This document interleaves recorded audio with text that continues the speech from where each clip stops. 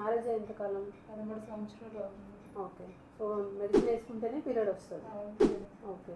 ఇంతకుముందు కూడా already IVF try చేశారు? 2 సార్లు ట్రై చేశాను. 2 సార్లు ట్రై చేశారు. 2 సార్లు అయినా సరే 2 lakhs 2 సార్లు 4 లక్షలు కట్టాను.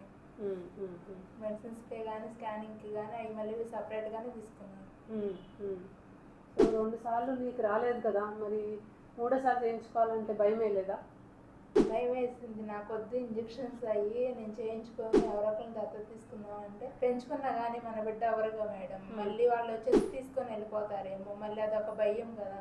అదే మన బిడ్డ మనకుంటే మన దగ్గరే ఉండిద్ది కదా అని ఇంకా అది ఆలోచించుకొని ఒక్కసారికి వెళ్దాము, సక్సెస్ అయితే అయింది, లేకపోతే ఇంకా వదిలేద్దాము అని మీ దగ్గరికి వచ్చాకే మాకు చాలా హోప్ వచ్చింది. మీరు 3 నెలలు మందులాడాలన్నారు కానీ 12 రోజులకే డేట్ వచ్చిన 12 రోజులకే చేస్తాము, అంతా బాగుందని చెప్పారు.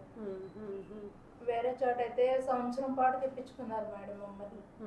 ఇప్పుడు నువ్వు నార్మల్గానే ఉన్నావు కదా, ఐవీఎఫ్ చేసాము నార్మల్గా, నేను మామూలుగా ఎలా ఉంటే అలాగే ఉన్నావు, అయినా బాగానే ఉంది కదా. ఇక్కడ 6th month వరకు ఏం ప్రాబ్లం అయితే రాలేదు.